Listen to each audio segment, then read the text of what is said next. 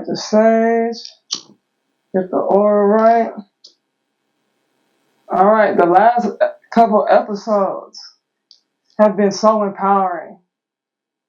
We talked about where we came from ancient Africa, including Egypt, the hidden parts of Egypt that they try to hide and say was Caucasoid or Arab, which were African Negroid empires. And there was proof, and there's always been proof that has been hidden from us, that has been backed by anthropologists, scientists, etc. All right? Then we went to the New World, right? We went from Akibulan, Africa, to the New World of the Americas. And in the Americas, we found out that we were here way before Christopher Columbus discovered this land, making a discovery on a land that was already discovered by other people. We went from Mexico to South America to the Caribbean to the States of America. And we inhabited all of those places. And we left ancient artifacts to prove it. Not only did we leave ancient artifacts to prove it, the so-called founding fathers or voyaging individuals documented it in their paperwork, right? So the question now is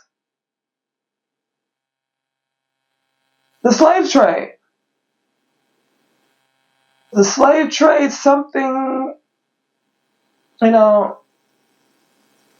slave trade, the same slave trade that we learned about in high school.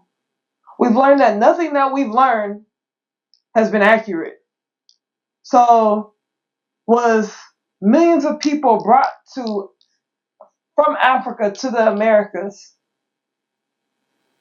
X, right? We do know is they say that millions of people were brought to Central America or South America, Brazil, all right? And hundreds of thousands were brought to the States of America, starting in Virginia.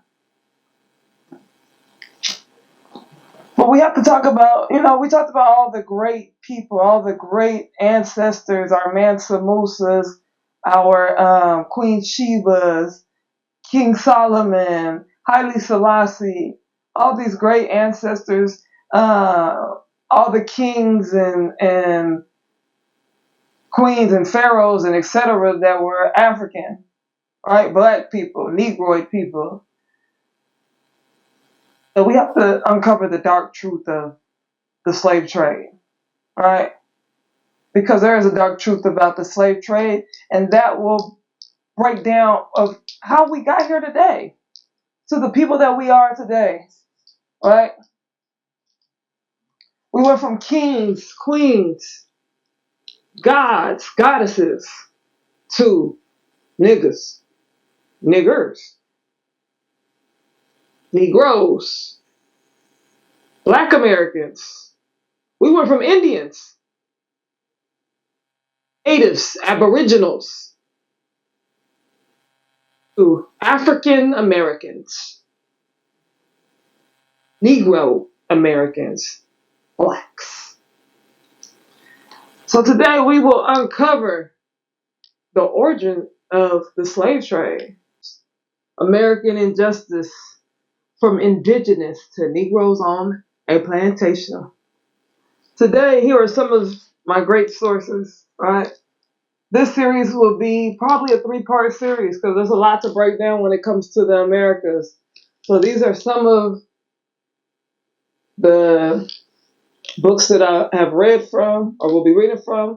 The Iceman Inheritance, Medical Apartheid, Powernomics. Not sure if Powernomics is in this exact episode. Malcolm X, Afro-American History. So we will start off from a reading from Malcolm X, Afro-American History. The Trap of Racism. They also know that the only way we're going to do it is through unity. So they create another trap. Every effort we make to unite amongst ourselves, the basis of what we are, they label it as what? Racism. If we say that we want to form something that's based on black people getting together, the white man calls that racism, mind you. And then some of these old white-minded Negroes do the same thing. They say, that's racism. I don't want to belong to anything that's all black. A lot of them say this, but it's only because they themselves have been bitten by the bug, the white bug. And they think that the only way they can belong to something is going to be progressive or successful. It has got to have the white man in it. Many of them think like that. But these are traps. He traps us because he knows it's impossible for us to go forward unless we get together. But what basis are we going to get together? But what basis are we going to get together on? We've got to get together on the same basis they got together. Italians got together because they were Italian. The Jews got together on the basis of being Jews. The Irish got together on the basis of being Irish. Now, what basis are you and I going to get together on? We have to have some kind of basis. But as soon as we mention the only basis that we've got to get together on, they trick us by telling our leaders, you know that anything that's all black is putting segregation in reverse. Malcolm X, right? Which is one of my favorite ancestors, right? Because he comes from an era before me, but he comes from an era where in class they would teach us about Martin Luther King and, brief us about Malcolm X. They didn't really get into Malcolm X because Malcolm X was a revolutionary, a real revolutionary, right? I never got with the Martin Luther King, right? Now, I'm not disrespecting Martin Luther King because Martin Luther King did come to a senses. But what I am saying is any person that's talking about nonviolent, I don't get with that, right? I'm a Malcolm X person. I'm not a Martin Luther King person. Right? I think segregation probably was the worst, or integration was probably one of the worst things that happened to black folk. And we'll get into that. But moving forward, the history of the colonizer. So you got to know the origin of the white man, right? In order to know who this op of yours is, you have to know his origin story. Right? A lot of us don't know the origin. A lot of us don't even know our own origin story. So it would be,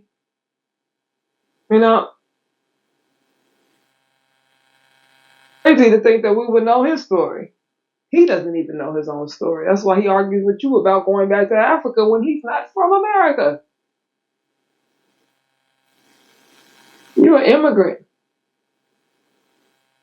Irish American. You're an immigrant. You French American. You're an immigrant. You Croatian American. And the list goes on. You German American. So, the evolution theory is his, not ours. From Neanderthals to Caucasians. He came from caves. So in the last episodes, I gave you illustrations and history of, the evolution of Neanderthals, the evolution theory, right? That's not us. That evolution theory may exist. It depends, right? I'm not telling you to subscribe. There's many theories. Things have to be proven, right? I think that the evolution theory of the Caucasoid has been proven, but the evolution theory of a black man is not synonymous, right? Our history is unknown. Some even say that he wasn't an upright man. Some say that he had to be taught to stand upright. So they say that, if you see in old European movies, British, whatever, England, whatever, they put books on their heads so that they can learn how to stand upright. We are an upright people. Look around you. So the colonizer was a reject. All right, Christopher Columbus, all those people, those are rejects. The ones that came over here, they were in prison in Europe. It was some of the nastiest, filthiest people in their country. They were outcasted to America. And, the ones that was there was filthy too. So let's not get it twisted. It's in their DNA. I'm gonna be honest with you. Most of them know no good, but it's by genetic design. Aggression is a Caucasian trait, and I'm going to prove that through Caucasian scholarship and literature from their own anthropologists and their own biologists. All right, scientifically proven. I'm going to love this episode because it's going to get into the facts from their own scholars. And that's what it's about, right? The facts. Today, history repeats itself. The notion that we are all human, or we are all one race is a lie.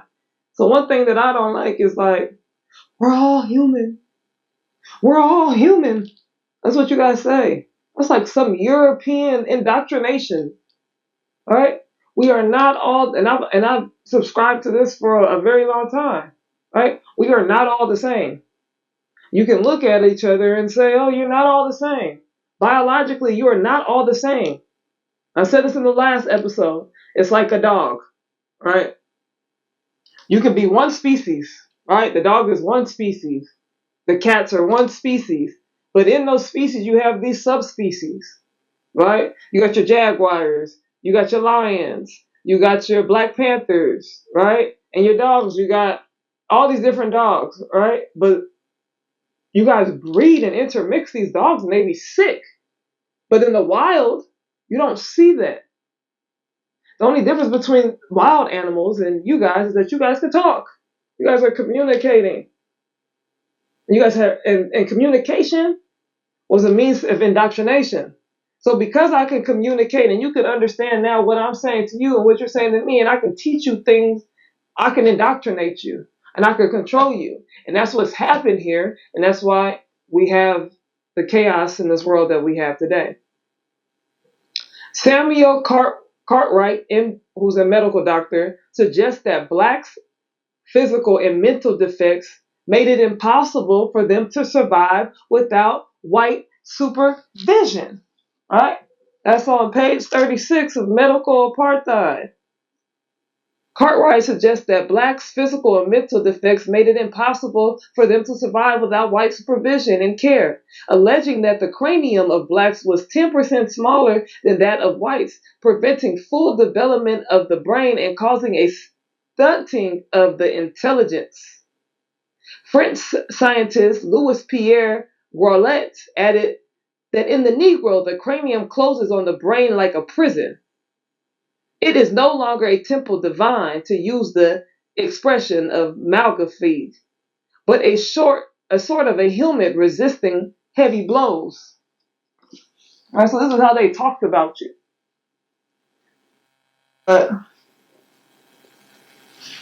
They talked about you like dog shit, but these two books will say otherwise. Black people invented everything. The world was black. When the world was black. All right? And we know this. They stole our patents. They stole your mind. They stole everything. So to allude to, I'll let this plane go by. It's hot. I gotta open up the dang window. Got the fan going, so you can hear the click, probably. So to allude to black people not knowing anything is hypocrisy. It's a lie, right? It's a straight up lie. These people are spurious. Oh, the history of race. Race did not start on the basis of skin color. Race was used to define a people as far as characteristics, right? As far as your hair, your phenotypes, not on the basis of skin color and your blood type, your shape of your nose, etc. Encyclopedias like Buffon, Linnaeus, and Blumenbach had used the term race merely as a convenience to catalog physical differences, different kinds of men, whom, however, they regarded as members of the same species. So going back to, yes, we are the same species, but we have vast differences. We have major differences within the human species, right? The way that we evolved is not all the same. And some of these scholars would try to convince you that it was all the same, and it just was not, right? And there's different, and the thing is, like, we can go on and on and on and on about, because I know eventually there's going to be people in the comments that want to critique and talk, but there's literally so many different hypotheses and theories out here, and everybody's trying to prove their theory. But at the end of the day, it's just not gonna. You're never. I don't think you're ever gonna get down to the exact origin of the Negroid person. I don't know if where our origin story started. I just know that we were the first people here, and it's a hard pill to swallow. But I will play a clip from Jane Elliott, who believes that is one of many people who believe that even Caucasians came from a black person. That there's only one race on the face of the earth. You and I are members of the same race. We all have the same great grandmother, and she was a black woman. So if we could just... There's many black people that believe that too. I don't think that I'm one of those. Right? The thing is, you'll never hear me give you a definitive answer of what my beliefs are, is because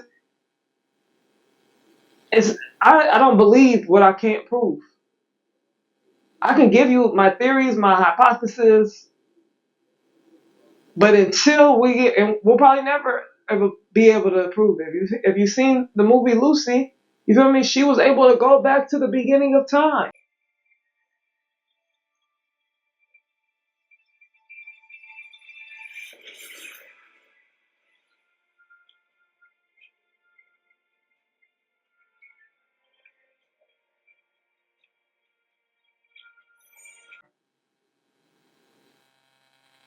We have carbon dating that will get us close to the beginning as possible, but it won't get us to the beginning. So all we have is our theories and hypotheses and carbon datings. Our origin story is so far back that people are not going to be able to go back that far. Sorry. All right. Linnaeus identified evolutionary relationships between species types.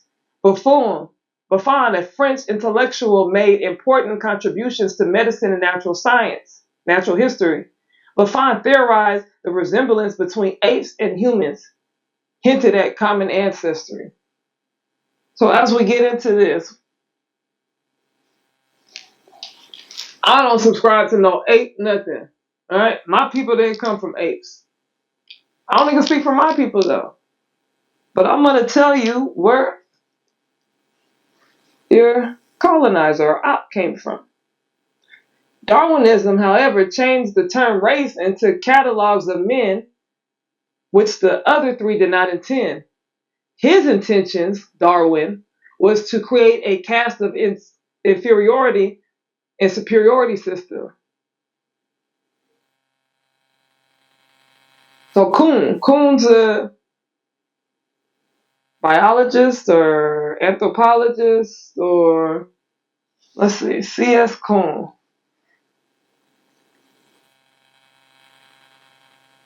We in class, so we can get to the. Well, I should have wrote it down. C.S. Kuhn, Carlton Stevens Kuhn was an American anthropologist.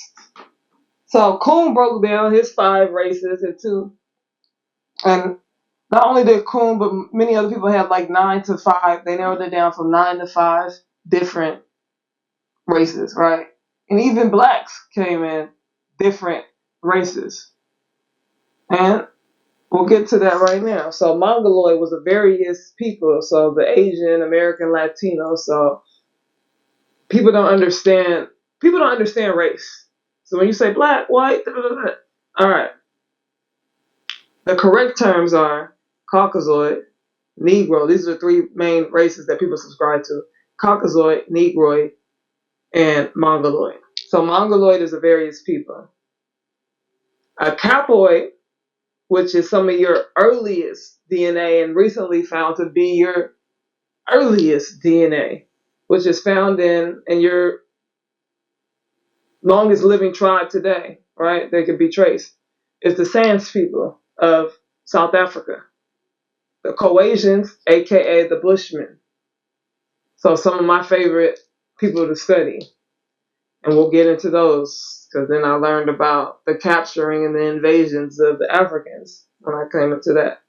The Astroloids, which are the Melanesians, which are some of my other favorite people because these are black folks, right? So you got two races of people that happen to be black people. Then you have your third one, which is Negroid.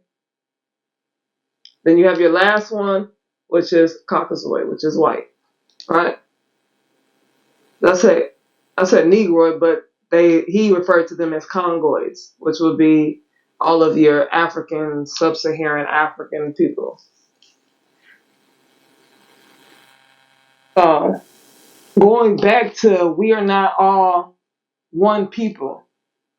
I get tired of that. I get so tired of that because I can prove to you biologically that we are not all the same people. So stop trying to say that you are like white people and white people are like you and these people are like you and those people are like you. You're not. We are all one race. We're the human race.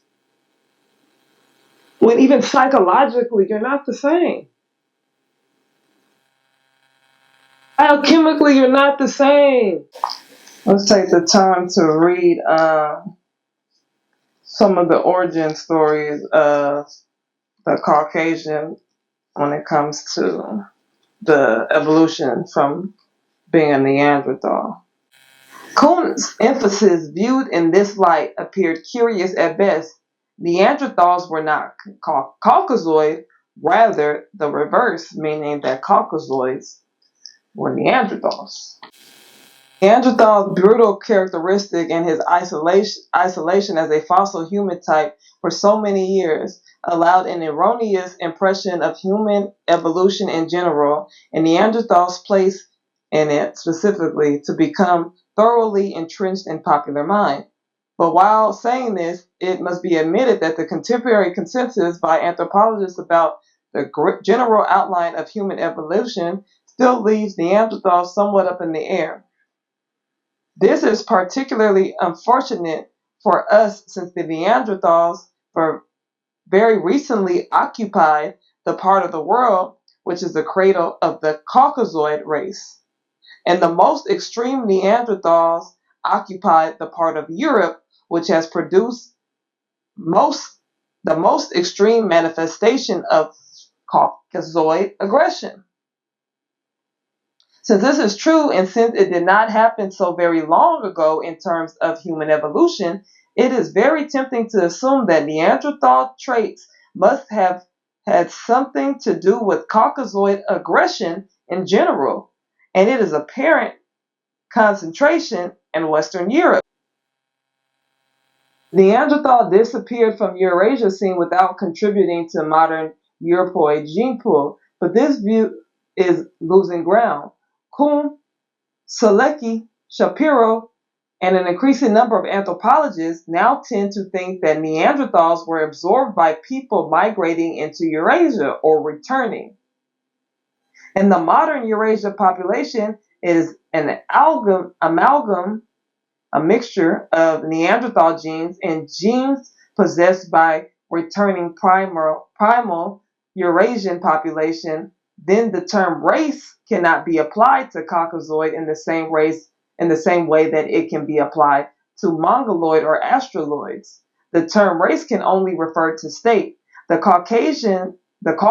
Caucasoid are merely the result of a complicated genetic amalgam, not the result of genetic continuity. The word race cannot be applied to both situations with any justification or honesty. Yet the word race seems to have a magnetic hold on Kuhn. He applies it to people of Eurasia with the label Caucasoid in its exercise in thinking. And it is important to realize that the Neanderthal genotype had never been given an opportunity to die altogether. Worm 2 and Worm 3 revived the credit of lingering Neanderthal characteristics, although by now these are little more than vestiges. But one of the vestiges may very well be the typical wide hips of European women shown during a cold period in the more extreme form in Venus figurines 15,000 to 10,000 BC. If the races would take the trouble to visit their local zoo and for a moment drop their air of superiority and take a dispassionate look at the apes, they would find the hair of these creatures lank, that their lips are thin, and that their bodies are profusely covered with hair. In these characteristics, the white man stands nearer the apes. Montego says.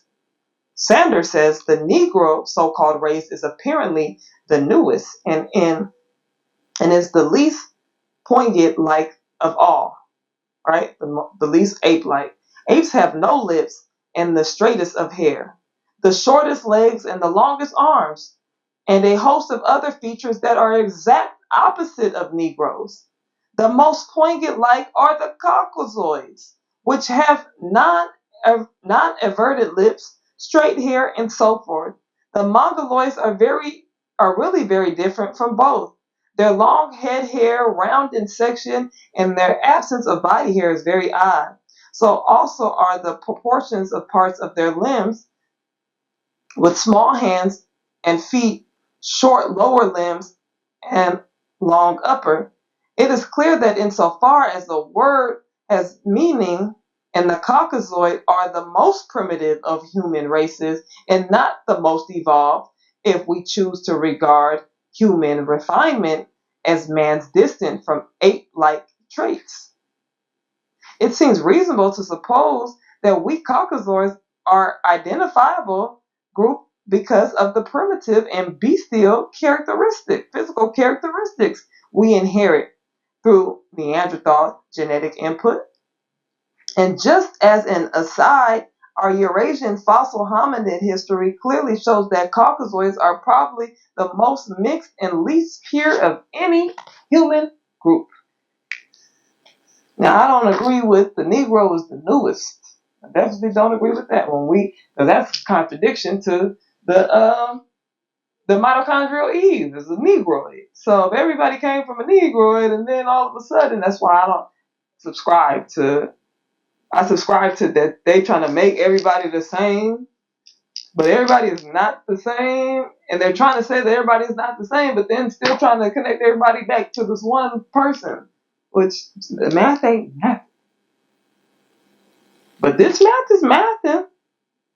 But stop trying to. I don't even think these people are trying to connect us back. Actually, it's just the other people outside of this book that's trying to connect us back. These people believe that we came from different hominid types. Y'all get it? I just gave y'all some very valuable resources, documentation from anthropologists and biologists about the Caucasoid origin story, or Neanderthal origin story. That's what their words, not mine.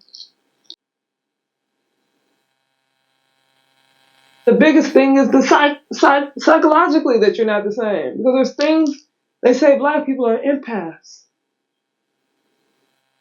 Black people come from gods, from the creator. And then you have your colonizer. Stop comparing. Because I'm not going to be compared to people who colonize people. Sorry. And yes, multiple people own slaves. I know you're going to say that. Shut up. All right. These are just some things that identify biologically why you're not the same. You don't have the same test receptors, right? White people are lactose intolerant. So understand when you're eating that cheese and drinking that milk, why your stomach is going crazy, right? You have melanin. Melanin is richer than gold. Melanin is extracted for, and I've talked about most of these things, right? Pharmaceuticals, sunscreen. We don't need sunscreen. Stop letting them trick you into telling you that you need sunscreen. Hey, people can get skin cancer too. I'm sure everybody probably can, but you don't need sunscreen. Sorry. Your cell count. You have a higher cell count. Your pineal gland is now more calcified than ever, but some people's pineal gland is almost non-existent, right? And I'll do a separate episode on this, but I'll tell you right now, Africans from Africa have the least calcified pineal gland. Then it'll be your Black Americans, and then it are your Black people, right? Not Black Americans, it's Black people. And then white people have the most calcified pineal gland. Neanderthal DNA.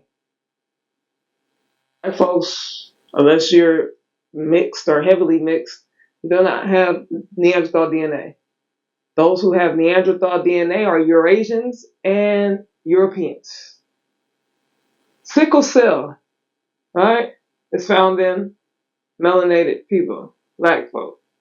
The mitochondrial E gene is traced back to a Black person, right?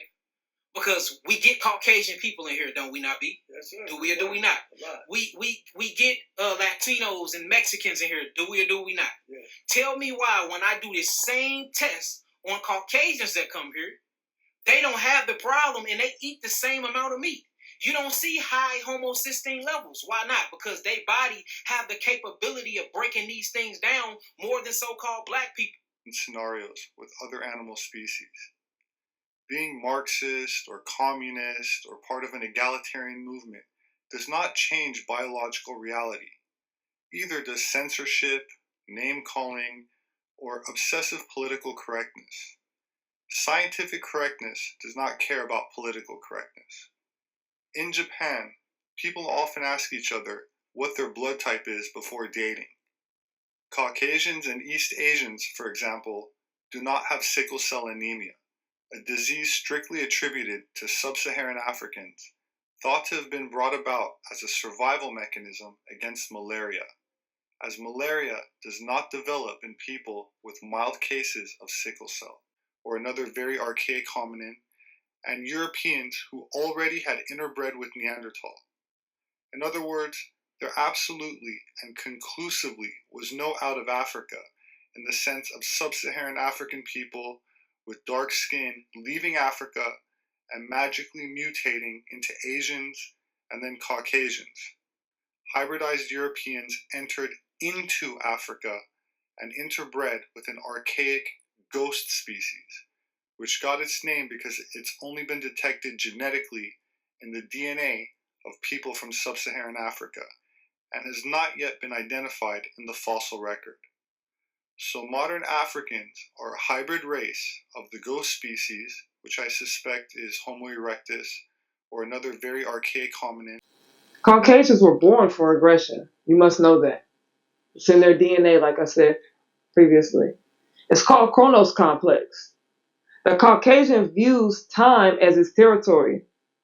So, if you notice, the Caucasian tries to control time, tries to control life and death. All right? Tries to put systems in of time. Yes, time is a thing to calculate, right? The time of the day, the time of the year. But the Caucasian uses time as a weapon. The obsession with time will drive man insane. Just live your life. All right? It's that simple. The obsession with time is wanting to free yourself so that you can come back hundreds of years from now and say, hey, I lived in 2017. For what? Why do you want to do that? Why do you want to come back?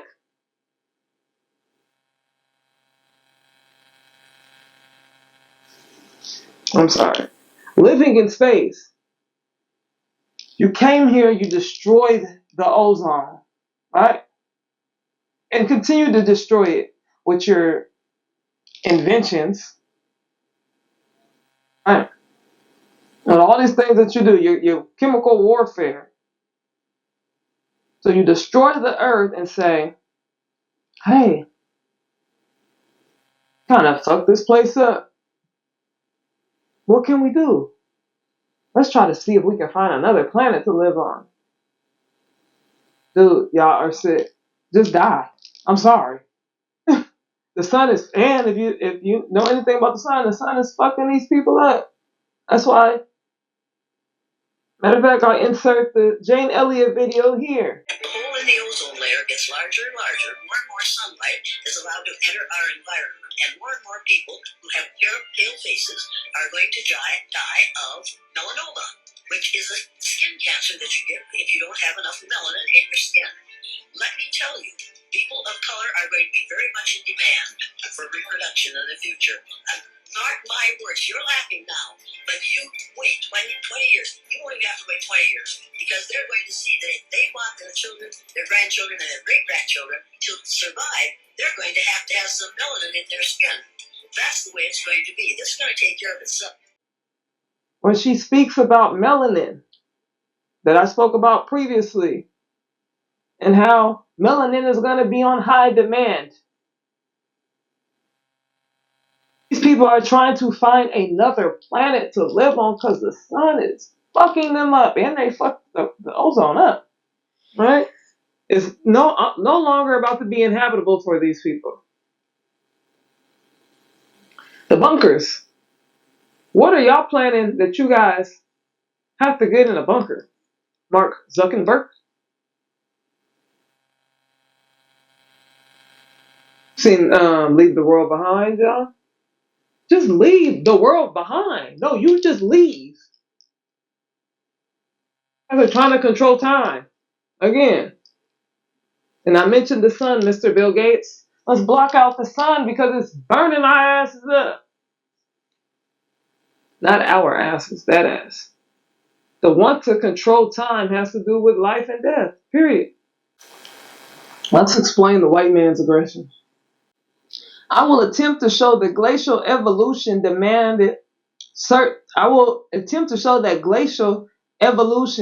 demanded certain special adaptations of Neanderthal man from the present-day Caucasoid. Still have vestiges of these adaptations. These special adaptations had incidental side effects which resulted in an exceptionally aggressive psychology and extreme expression of the chronos complex and a high level of psychosexual conflict compared to all other races of men. Not intelligence, not morality, nor spirit, but aggression is responsible for the white man's superiority. Aggression is responsible for the expansion of Caucasoids, both geographically and culturally, at the expense of other races. We witness the final act of this expansion in our own time. It begins when the glaciers retreat, when worm released the white race from its tutelage under fire and ice, when the pathological temporal aggression was unleashed upon the world. The higher level of aggression, which is merely an incidental result of glacial evolution, has fueled extreme manifestations of temporal assertion and defense among Caucasians. Rampant technology, environmental pollution, resource ramping, and the threat of nuclear war are the results. All right. Maintaining power is the white man's agenda, and without it, he's incapable of destroying the world. So the white man The Caucasoid, his reason for living is aggression, to control. And we see it every day. The poorest white man, the poorest Caucasoid, following MAGA around. All right? Well, MAGA don't care because you're broke. It's about control, it's about staying in control. We'd rather see MAGA rip us in half and maintain our superiority than to see a Negro woman in the house, in the White House.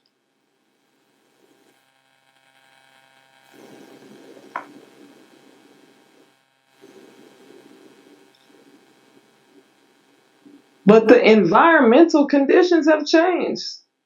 So this book explains how superiority can turn into inferiority like that. All right, there's really no such thing here per se as white superiority. How about that? The Earth is scarred by 30,000. The Earth is scarred by 30,000 years of Caucasoid. 30,000 years is crazy, right? Caucasoid aggression. It is no longer empty. It is too full. It is no longer resource rich. It is impoverished. Caucasoid aggression has developed weapons capable of destroying it. It seems obvious that Caucasoid characteristics are no longer supportable, no longer viable. Our proclivities can no longer be judged superior. On the contrary, we seem to be rapidly becoming inferior compared to other races of men. Caucasoid predispositions are too expensive biologically in resource-raped world unless Caucasoids manage to destroy the world with weapons created because of their temporal aggression. The future would seem to belong to the less aggressive, less identity, greedy kinds of men. All right.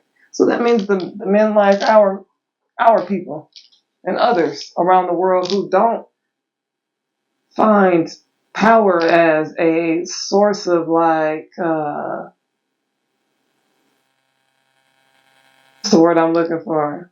We don't look at power as a source of validation, right? We look at unity and people and community as a source of validation. The ones that don't, like, there's some of our people, there's some other races of people who look at these systems as superiority and power as, something that they need to meet, something that they need to seek. But they only seek that because of indoctrination, because of this system that they didn't create. So we're really getting into it now.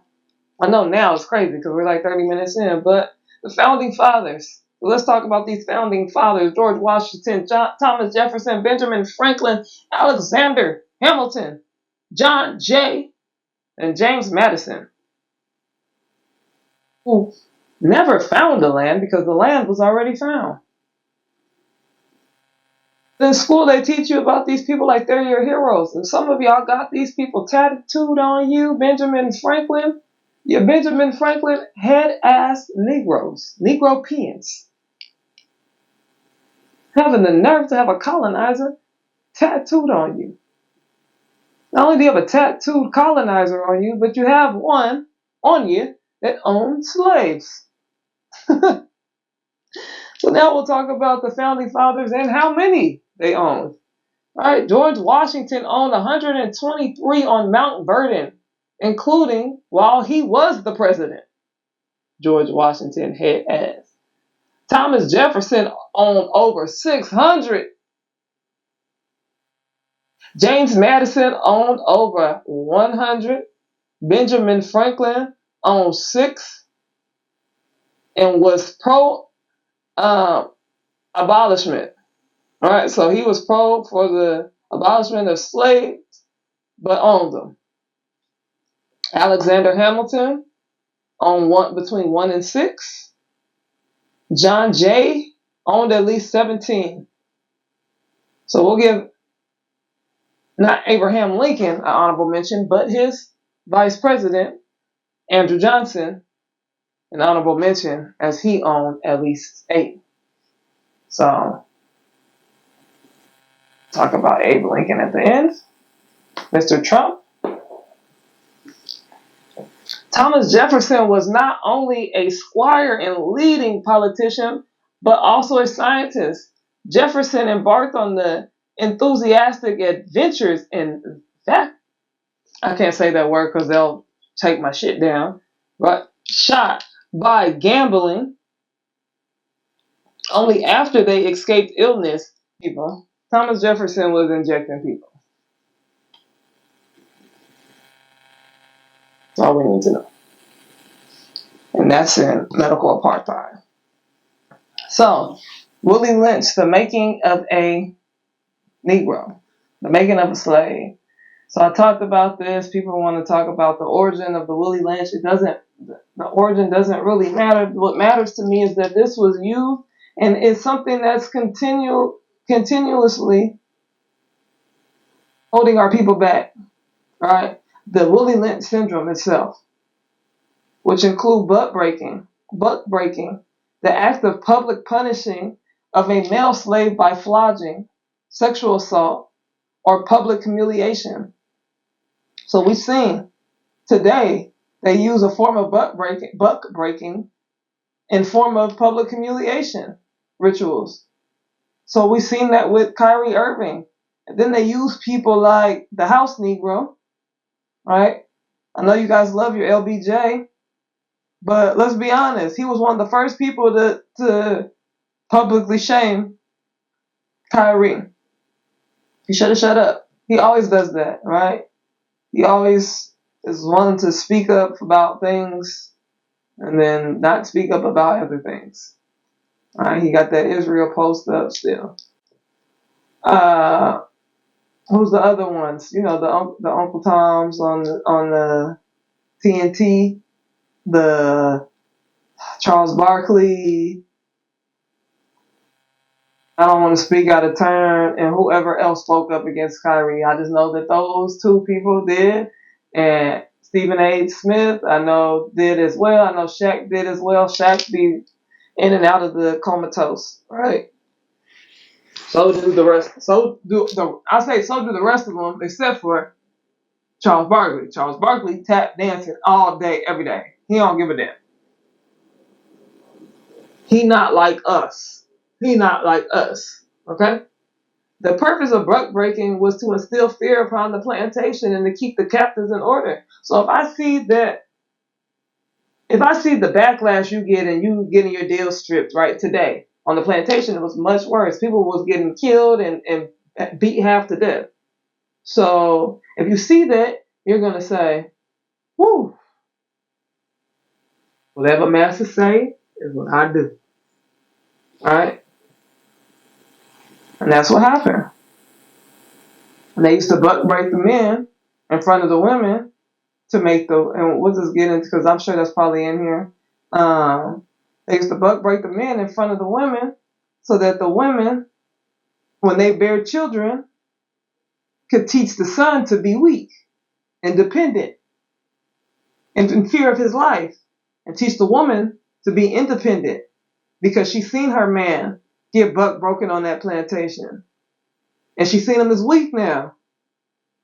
You can't even stand up for yourself. That's how y'all talk, that's how we talk now. Can't even stand up for yourself. Look at you. And that creates what? The black man versus the black woman, which we'll get into later.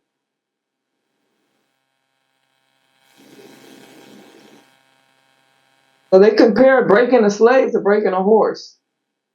Taking it out of its natural environment makes it dependent. Willie Lynch said, take the body. Willie Lynch's motto was, take the body, leave the mind. In other words, break the will to resist. So that's what we have today. A bunch of Negroes on the plantation that just gonna do what master say whenever master say it. Because they've taken the mind, but they left your body. So that you can still be an asset on the plantation. Drinking your liquor, smoking your weed, popping your pills, all the stuff that you do that mess up your cognitive consonants. All right? That messes up your cognitive thinking. All right? Take the body, take the mind, leave the body. The key is the woman. She is responsible for passing the programming down to her seed, so I told you guys that. Take care in not killing her, because in doing so, you spoil good economic. So, when it says this, right, I think back to the slave ship. So you was willing to let millions of people die, but on the plantation, you didn't want to let millions of people die? So I don't really subscribe to the slave ship theory, and when as I was reading the Willie Lynch, it made sense to me, because my thoughts have always been, why would they let millions of products? It's like let's think about it today. Who's just letting millions of product go to waste? Not many people. All right, that inventory messed up. Somebody getting fired. Let's be serious. You are prisoners of war, and some people probably did come on slave ships. Right, so going back to the black woman teaching her buck, right, her youngin,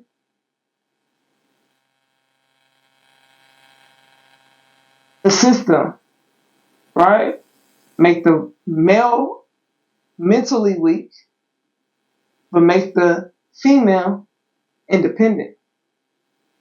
I don't need no man. She will then raise her female offspring to be independent, and her male offspring to be dependent, in fear of his life, but strong in body. In other words, mind over body. In other words, body over mind. Excuse me.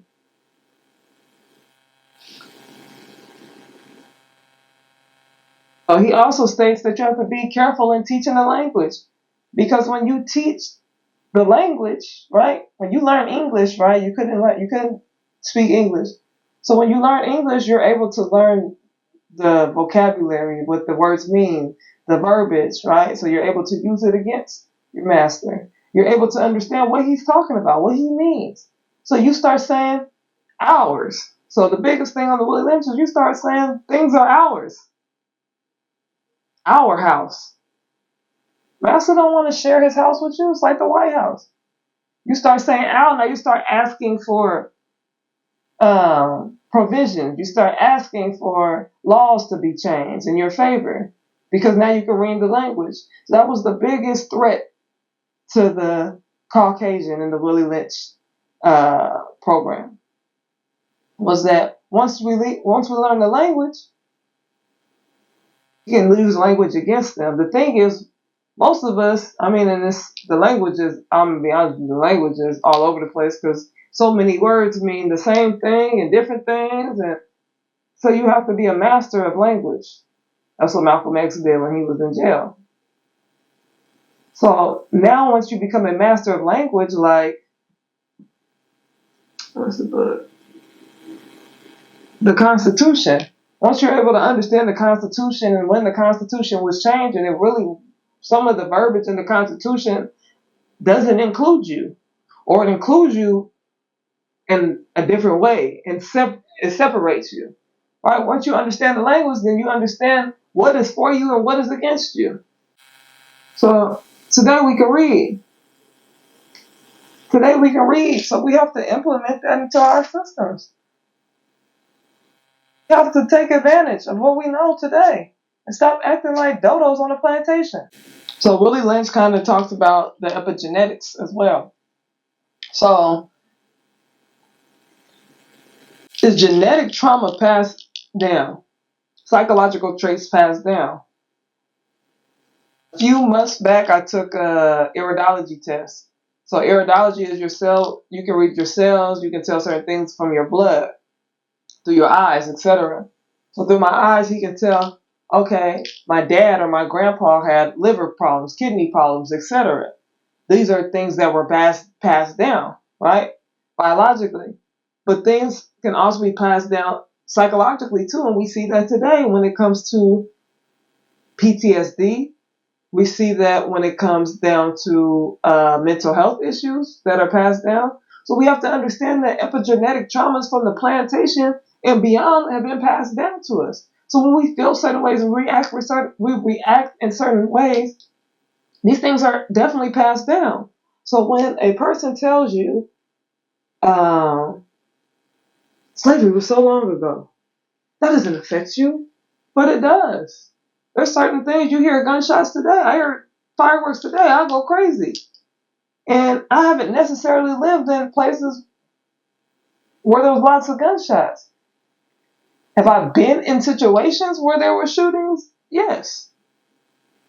But those things have not triggered me the way that I'm triggered today. Those things have been epigenetically passed on. Epigenetics. Epigenetic inheritance is an unconventional finding. It goes against the ideal that inheritance happens only through DNA code that passes from parent to offspring. It means that a parent's experiences in form of epigenetic tags can be passed down to future generations. So you have to understand that everything, you have DNA, you have generations of information passed down to you cellularly in your DNA. It's like the movie Lucy again. She says, I can feel everything. I remember this, I remember that, I remember this, I remember that. You would be able to remember certain things too if you tapped in. What they found during these studies, and the most recent studies for DNA now, is that a human body stores about 13.5 billion years of data. How old is the universe? Well, astrophysicists estimate the universe is about 13.5 billion years old. So we're talking about in each one of our bodies, our atoms are storing information since the beginning of time. And if you could put it all together like a puzzle, you can read everywhere every atom in your body has ever been, and you can create a story from the beginning of time until this very current day. Like right now, I got my lion's mane juice, which helps with your cognitive, your functioning, your focus. We got to be able to focus. We got to be able to isolate our thoughts and focus and meditate and raise our frequency. That's the biggest threat, right? J. Edgar Hoover said that the biggest threat to the CIA or to the government was black unity. The biggest threat today is that and raising your frequency. If you don't think that they have a tool to measure the frequency, be able to manipulate the frequency based off of what the readings say, you're crazy. That's a lot of information right there. That's a lot of information right there.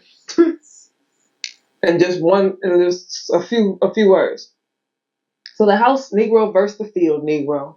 My favorite conversation, because there's a lot of Negro peons walking around out here. You must use the dark-skinned slave versus the light-skinned slave, and the light-skinned slave versus the dark-skinned slave. You must use the female versus the male, and the male versus the female, says Willie Lynch. So today, it's like at the highest level of light skin versus dark skin. You're not black enough. You're not black enough, right? Some of y'all are not black enough. I'm not going to act like some of you guys are not. Or some of you are not black enough because you guys don't choose to be black. You guys choose to be Negro peons. And it's not because you're light skinned. Some of the darkest people are still Negro peons. That's by choice. We cannot, I'm mixed. I'm mestizo. I keep saying, I'm going to say that probably every episode. Because you have to be an ally. I know plenty of my people, my mixed biracial people who say, I identify as black. Then you got the ones that I identify as mixed because my mama. So when it's time to fight that good fight, you're not going to be there. Because you're really, to me, it's a psychological warfare. And I think he gets into that later, so I don't want to go too deep into that. So my thing is the one drop rule, the paper bag test, etc. If you not hitting a certain color, you're black. Stop acting like you're not black. It's annoying. It's weird. It's the weirdest thing. But I understand that you suffer from a self-hate, right? Condition. So it's a beauty standard too. Oh, the light skin. And it's literally psychological warfare. And people have to come to terms with it. That's my thing. It's the delusion. It's the lack of awareness. It's the lack of accepting that this is what you suffer from. I've been able to say I suffer from things from the Willie lynch syndrome. Right? That's the only way you can break a code is by saying, that's the only way that you can heal. Is by saying, hey, I have cancer of the lungs because I smoke. Whatever condition you have. In order to reverse this condition, I have to do this.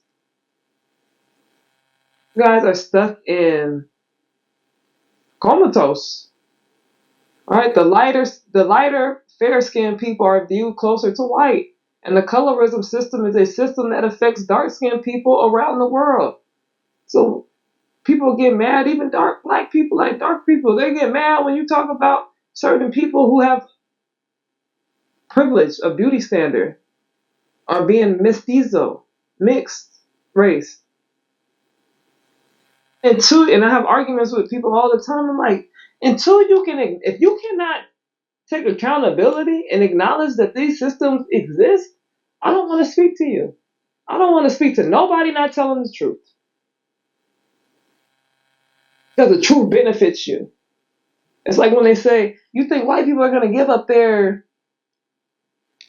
superiority, their accessibility to black folk just because they believe in integration? Hell no. Ain't nobody giving up what they got unless they are real, empathetic human. And most people ain't. Stop trying to convince me otherwise by gaslighting and not telling the truth. This system took place in ancient Africa, though. Right? So I said this in the first episode when I talked about ancient Egypt. When the mulatto offsprings were put against the dark skins or the full race Africans, they were put against their African brothers and sisters. Well, you better than them because you light. And a lot of y'all believe that. Because if you're not an ally, then like in the Matrix, if you're not with us, you're against us. You're an agent. So which one is it? Pick a side. Colorism is used as a psychological tactic to divide people. With blacks, it is used to divide one race of people by a color hierarchy. Light-skinned privilege, pretty privilege, even though dark-skinned women are pretty too. The two Sudanese women that they show the other day, beautiful. I mean, I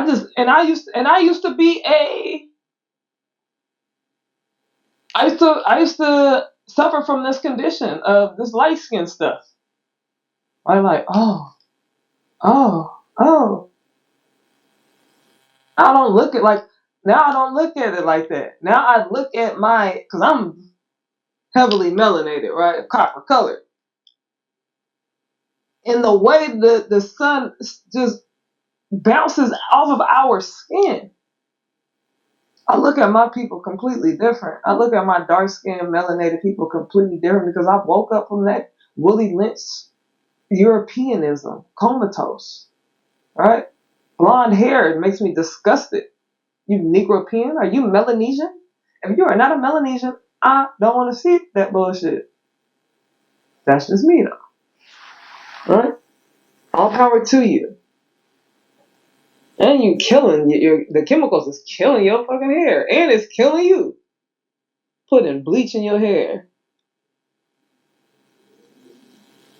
And let's be honest, anybody benefiting from better treatment will rarely do the righteous thing. Like, whites will not give up their power for humanity. They'd rather the world be destroyed. This system affects the world today, where dark-skinned people are outcasted in their indigenous lands, from the Philippines to Mexico to the Caribbean and more. India, the Idas, right? The Idas, the Mexican people, right?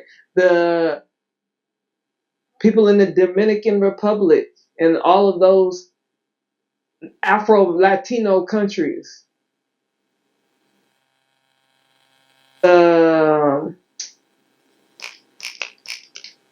I always forget the name. The Indians, the outcasted Indians, the Aborigines, the Africans in South Africa. I had an argument with the South African people about South Africa. They're acting like Malcolm X described South Africa as one of the most colorist places and racist places before America. South Africa preaches separation and practices separation. America preaches integration and practices segregation. This is the only difference. They don't practice what they preach. Whereas South Africa preaches and practices the same thing. I have more respect for a man who lets me know where he stands, even if he's wrong, than the one who comes up like an angel and is nothing but a devil. Because they are openly, in America, without Trump, without Trump, they hide, right? They put their KKK outfits on after work, and at work they like, hey, Tyrone, if you're going to be racist, please. So let me see you. I want to see you. All right? Say it. What'd she say? Say it to my face.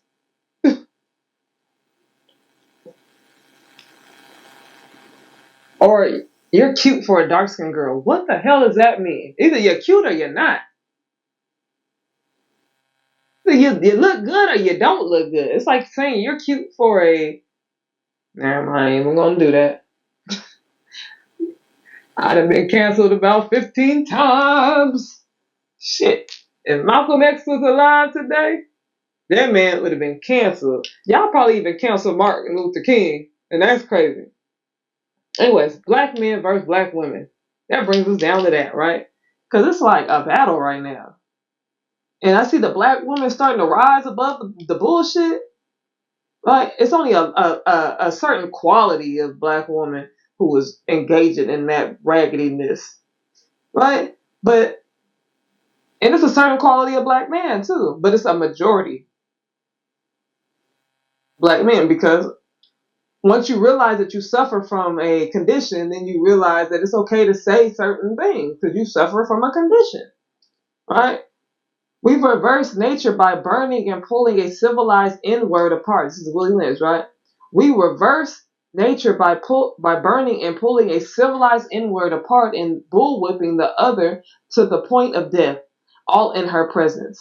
By her being left alone, unprotected, with the male image destroyed, the ordeal caused her to move from her psychological dependent state to a frozen independent state. In this frozen psychological state of independence, she will raise her male and female offspring in reverse roles. For fear of the young male's life, she will psychologically train him to be mentally weak and dependent, but physically strong. Because she has become psychologically independent, she will train her female offspring to psychological independence. What have you got? You have got the inward woman out front of the inward man, behind and scared. So I think that's what a lot of the men suffer from today. These strong black women, they don't want to be led. They want to be the leader. Then you got the black woman line, well, you ain't no man anyway. You can't even clean. You can't clean. You can't even change the oil. You can't even do things a man's supposed to do, which is not wrong. Right? And a conversation that needs to be had. And where is this coming from? This is rooted, right? This is the epigenetics that you're experiencing, right? Men today have taken reverse roles. So I will say, like in my dad's generation, my dad does manly things. He does the things that men are supposed to do, right? In that generation, that's what happened. And now we're in a generation where it's like the men want to be in reverse, like complete reverse roles. And then they think that women are attacking them. This needs to be a whole nother segment, right? They think that women are attacking them and they can't get into their femininity. But you have to realize, right, the difference between getting like into your, like, I don't even know why you want to get into your femininity. I'm going to be honest with you. But being emotionally intelligent. Or I think you should be able to be emotionally, psychologically, and intellectually intelligent. But why do you want to be in reverse roles? Like you can be catered to without being sassy. And I used to defend the sassiness, right? I used to be like, no, men are just trying to get in tune with their whatever, right? But no, it's literally you guys are being biologically attacked. And your estrogen levels are raising and your testosterone levels are decreasing. And once you like can understand that, then you won't feel attacked because you know that it's not black women that are attacking you, it is the people attacking you. Same thing with the women. You don't need no man. Look at them. Look at them. They want to be women. They're wearing purses and dresses and nail polish. Then I want to defend all of that foolishness too, which I'm not going to get into. Because everybody wants to be so progressive. Like, I'm not with the progress. The only progress I am with is my people progressing back to our state. Once you know where you came from, you realize that this is not progress, this is regress. Like, what? Progress is being a king and a queen. Yeah, the kings used to wear that look, but come on, that's not what y'all doing. That's not what y'all doing. Let's not get it twisted. Because psychologically, you have to be in that state to be physically in that state for me to respect that you're in that state. But who am I? Continually, through the breaking of uncivilized savage inward, by throwing the inward female savage into a frozen psychological state of independence, by killing the protective male image, and by creating a submissive, dependent mind of the inward male slave, we have created an orbiting cycle that turns on its own axis forever. So you're seeing like this axis happen, you're seeing this happen, the cycle happen, and it's happening in different ways today. But it's still happening. You just see it happening in, different generations. Unless a phenomenon occurs and reshifts the position of the male and female slaves, both inward females being without influence of the inward inward male image, frozen with an independent psychological, will raise their offspring in reverse position. The one with the female offspring will teach her to be like herself, independent and negotiable. We negotiate with her, through her, by her, negotiates her at will. So the colonizer would rather deal with the black woman, as you see today. Like, I ain't really dealing with y'all dudes. The one with the inward male offspring, she being frozen subconscious, fear for her life will raise him to be mentally dependent and weak, but physically strong. In other words, body over mind. Now, in a few years, when these two offsprings become fertile for early reproduction, we will mate and breed them and continue the cycle. So then they get this one female offspring that was raised like this, and this male offspring that was raised like this, and they put them together, and that's where the breeding farms come from. That is good, sound, and long-range comprehensive plan. So that's their plan. And then we get into today where these are all conversations that we have to have when the single mom raises the boy and then she raises them to be weak, because you see what happens on the streets. The boy gets gunned down by the popos, right? Or he goes out there and he's a gangbanger, right? But that's the same cycle. And then people act like police are not bad. Police are not. It's not that they're all intentionally doing things on purpose. They're indoctrinated just like everybody else. But once you realize the indoctrination, you have to acknowledge the indoctrination. You guys don't want to acknowledge the indoctrination. That's the problem I'm having with you. is that you're in this perpetuating Europeanism, and you're not saying, the math ain't mathing. I'm saying this to you right now. It's for some of you, the math still ain't gonna be mathing. But you should be listening to this shit like, damn it. That makes sense. Ooh, okay.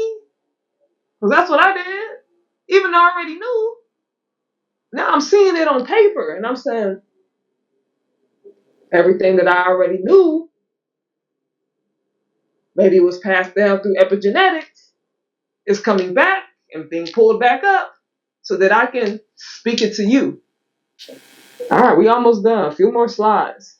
Self-hate and exterminating blackness.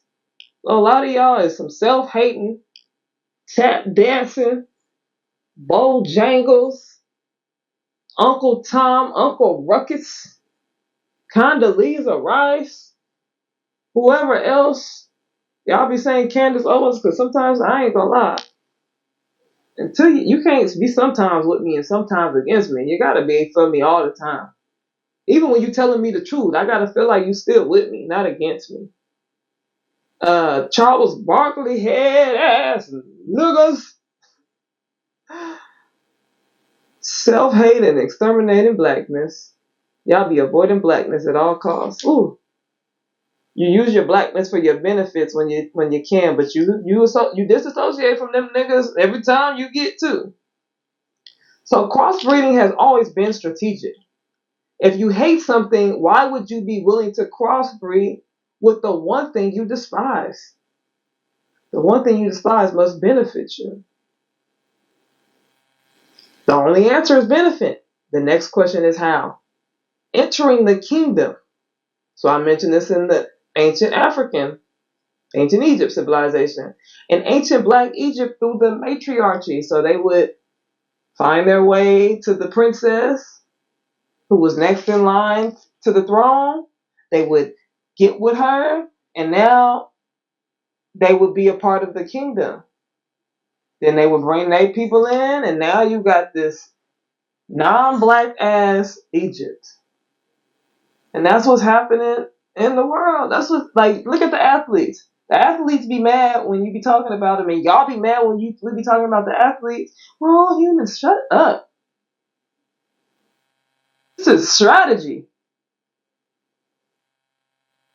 Alright? This is strategy and this is psychological warfare. Some of you guys are like, I want the man dango. And some of y'all are like, man, I'm going to get me an athlete because I'm going to get that money. And if we break up, I'm going to get all the money. And I'm not saying that they just like that, but they don't know where you come from. So when y'all be getting into it and y'all be like, she don't understand me. Like, she don't understand. Y'all, I'm from the hood. She don't understand that I've calmed all the way down. That's because you're from the hood. She's never been to the hood, sir. She's only lived in the suburbs. So when you raise her voice, she gets into Karen mode. And I hate to call y'all Karens, but have you seen? You can tell who was privileged when y'all start getting to crying once you don't get your way. That is not a black trait. That is a Karen trait. That is a very privileged trait. Sorry, we're not used to privilege. The dominant gene. Jane Elliott's one explained that due to the lack of sun damage that are due to the lack of melanin and sun damage that I played earlier, the Caucasian will need the black gene to survive. So some of them know this, right? Just saying. It's all strategic. And it's like, y'all, it's all strategic or indoctrination, even if you're not doing it on purpose. Not everybody is doing things on purpose. It has been indoctrinated. Just like you have been indoctrinated to believe that we are all the same and we should be integrated and we should be loving everyone and one another and all. I can coexist with you without having to procreate with you. I love everybody. But I also know, like Muhammad Ali said, if you put me in a pit of 10,000 snakes,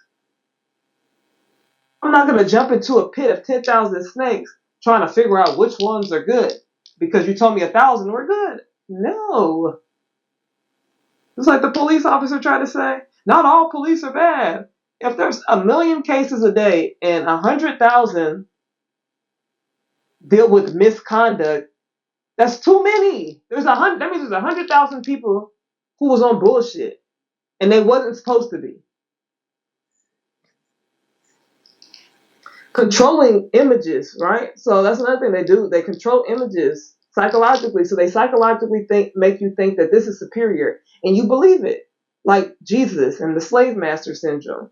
Every image of whites has been positive, right? You turn on white TV and it's all, but then you turn on BET and you got the hood movies and the Tyler Perry baby mama, baby daddy drama, throwing kids out the window, and just the treacherous things that, I'm going to be honest with you, ain't too many people, Negroes throwing their kids out the window and killing their kids. I've seen that in other cultures. I'm not saying that DV does not exist, but I'm saying that is not a part of our culture. Tyler Perry, I'm going to continue to support you because you're a black man, and I heard that you're the one person that pays our people their ticket. But get you some different content, bro. Get you some, give back to the writers too.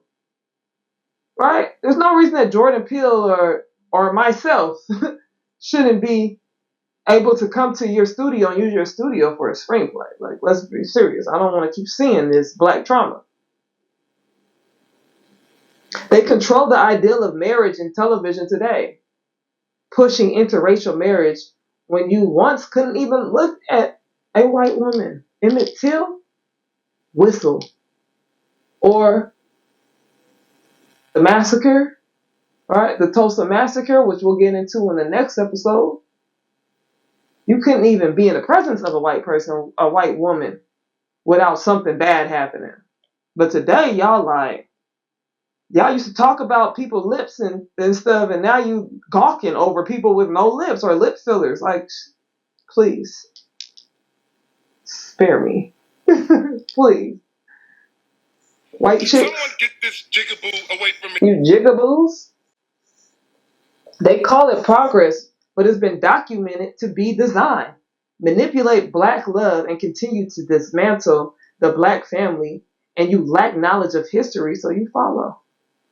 Again, anything mixed with black is beautiful, and I will say that. When you mix some black stuff going, you mix some black folk together, woo! Vini Vini Vici. But it's the blackness. Let's be real. When I see other mixed folks of other different ethnicities, I'm not looking like, ooh. When you see that black mix, you like, beautiful. Because black is beautiful. And that's what the part that you failed to realize is that the black is the beautiful. Even you adopt the ideology of I want a black baby. Not really realizing your gene representation is what's making that beauty enhanced. Right? They put a mass murderer. So there's an image here. They put a mass murderer in this image. And that's exactly what your mentally ill child will become. Because everybody is, like I said, every breed is not supposed to mix. The problem is you can talk. And because you can talk, you think you can understand. But you're failing to understand because you don't study history. So let's go into medical apartheid. So I'm just going to read some things off of a medical apartheid. Slaves often suffered. So medical apartheid is the atrocities of the dark history of medical experimentation on black Americans from colonial times to the present. Slaves often suffered from ailments due to overwork and exposure. Unaware of the connection between bacteria and infection, surgeons operated in their street clothes and with dirty hands in slave hospitals. That's just common sense. Why would you operate with dirty, open cuts, open wounds, etc.? The records reveal that the slaves were both medically neglected and abused because they were powerless and legally invisible. One complaining woman was treated with a cowskin or hickory switch to scourge her. Other doctors that owner applied 9 drops of essence of rawhide or oil of hickory. One of the most tenacious beliefs was that blacks did not feel pain or anxiety, which excused painful surgical explorations without anesthesia on blacks. Imagine going into surgery without being put to sleep, and they just cutting you open. One of James Marion Sims, a plantation doctor, attended to many children, but he used only black infants as subjects to dangerous experiments. In tetany, neuromuscular disease characterized by convulsions and muscle spasms, he refused to administer anesthesia to slave women.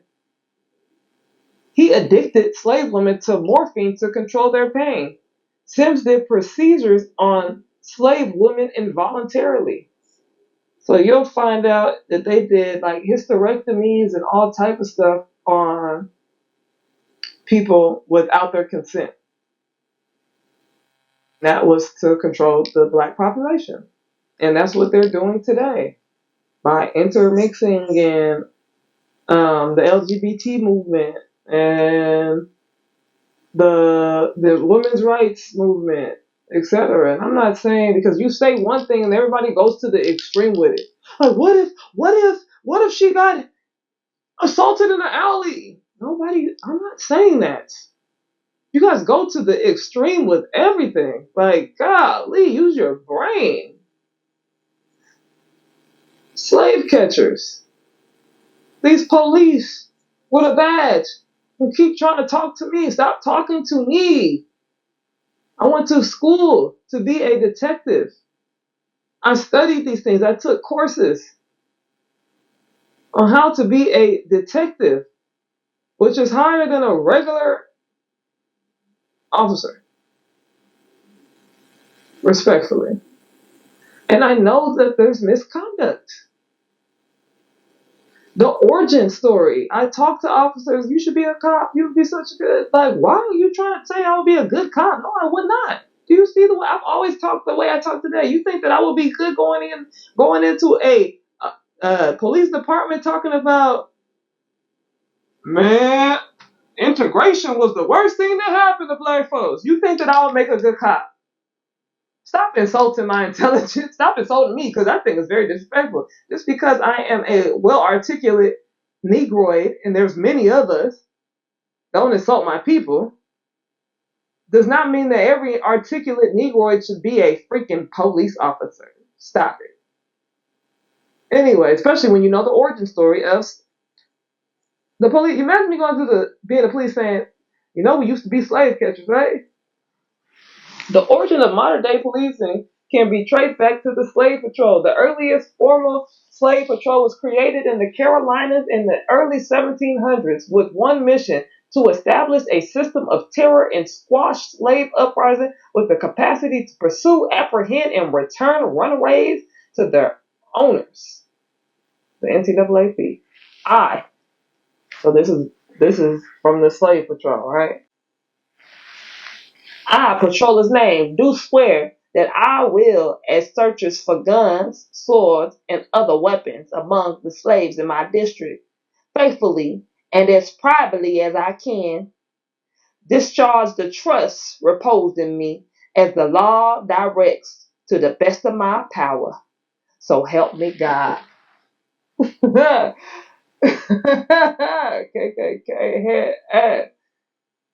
These people are the ultimate thieves. Right?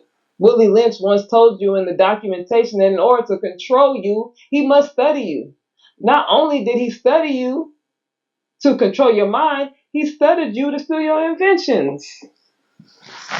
Mr. and Miss Black people invented everything. Not only did he steal your mind and your land, but he stole your inventions. Sometimes he watched you to befriend you. Hey, what you over there doing, Willie? What's that? How you do that? You mind if I you? And us back in the day, we ain't know no better. Like, yeah, shut up, man. And sometimes he flat out stole from you, just like he does today. You can't put nothing on the internet. You can't say nothing. Next thing you know, you go on the website, just like Kamala. You go on the website and you paying $5,000, $15,000 to get your own damn website because you didn't talk too much. But you should be able to talk without people stealing your ideas.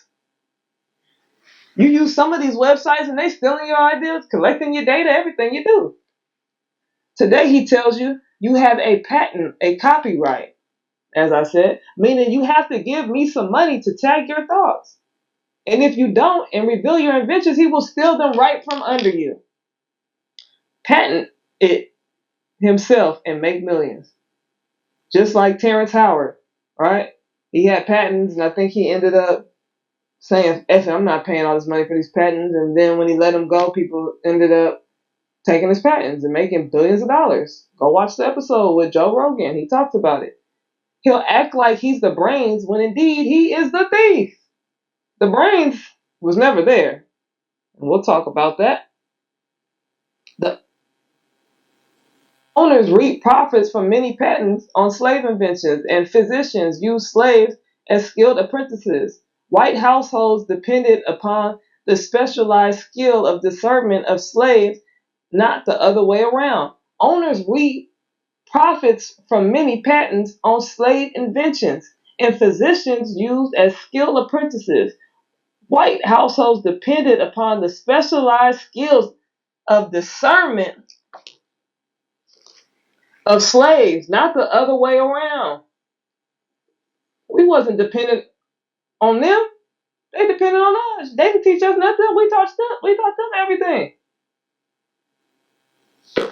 The only thing that they did that was intelligent was master psychology. We did the rest. They mastered your brain, but you mastered everything. Slaves were responsible for cooking, nursing, herbalists, midwives, overseers, leaders of work gangs, accountants, and operating on farm, factory, and factory implements. That's in this book. They even stole our innocence, the innocence of our women. As the property of the master, black women had no social legal protection. They could not legally be raped. Page 45. Were your ancestors weak? Hell to the no. The white man feared sleeping around their slaves because they knew, were your ancestors weak? The answer is hell no. The white man feared sleeping around your ancestors because if they went to sleep, slave would be in the house, murking that ass. He took gunpowder from Asia and used it to instill fear and control. So the gunpowder that they got from the weapons wasn't even theirs either. They stole the gunpowder from the Asians. Cartwright diagnosed dysthesia at alopecia was another black behavioral malady which characterized by a desire to destroy the property of white slave owners. So they even came up with a condition. These Negroes, they will tear your shit up. This is called dysthesia alopecia. Me, I'm gonna tear your shit up. You don't think I'm gonna tear? First of all, this is my shit. Because I done invented everything here. I done built everything here. So it's my shit. So yeah, I'm gonna tear it up. Because I don't fuck with you. I'm trying to get out of here. Or get you out of here. And the reason that Abe Lincoln abolished slavery is because he needed some damn soldiers. So going back to Abe Lincoln, stop thinking that Abe Lincoln was a good man, Mr. Donald Trump Jr. or whatever. I'm the best thing since Abe Lincoln. First of all, oh, you're not. Second of all, Abe Lincoln also believed that colonization was the best thing for black people and that black people in America should be moved to South America. So he wanted you out of his damn sight too. What you got planned? Because you must think I'm stupid. Mr. Emancipation Proclamation? You must think I'm stupid. Anyways, the Iceman inherited. So that pretty much concludes our conversation today, right? Which tells us about really the plantation and the indoctrination on the plantation and how we got to where we're at today. So that pretty much concludes our conversation for today, where we talked about several different topics about the plantation, where we come from, and starting to get us into how we were molded into the Negroes, the African Americans that they claim that we are today. Remember, we came from kingdoms, queendoms. We came from chiefs, right? From nature to European to Negropeans. And it started in the mind. Once you control the mind, remember, take the mind, lead the body. Because the body is still productive. I can still use the body as an asset. They're stronger than us. They're more defined than us. Let's have them do the work. The brains, they're smarter than us. Let's have them do the work. So I want you guys to realize who you are. It's time to rise up and stand in your power. The next few episodes, we will be like diving deep until we get to today. So the next episode, we will talk about J. Edgar Hoover, who we mentioned today, and the CIA and the war on drugs in our community. We'll talk about the redlining. We'll talk about integration. So right now we talked about the plantation. Well, we're going to talk about that integration. Because like Martin Luther King said, I think I have integrated my people into a burning building. Yes, sir, you did. Because the building that we in ain't got no AC, baby. The building that we in left us in the projects. But we are amongst the best cities in America that they are trying to gentrify. So we have to stop gentrification. We got to rise up, my people. We got to rise. The time is now. Ain't no time like the current time. But I thank you for being here. I hope that we getting educated on the way. Because the only way is up. This is Triggering Truths. This is your host, Truth herself. You tried to destroy my family, but you can't. You tried to destroy my people, but you won't. God has shown me the future. And my people are free. My people are free.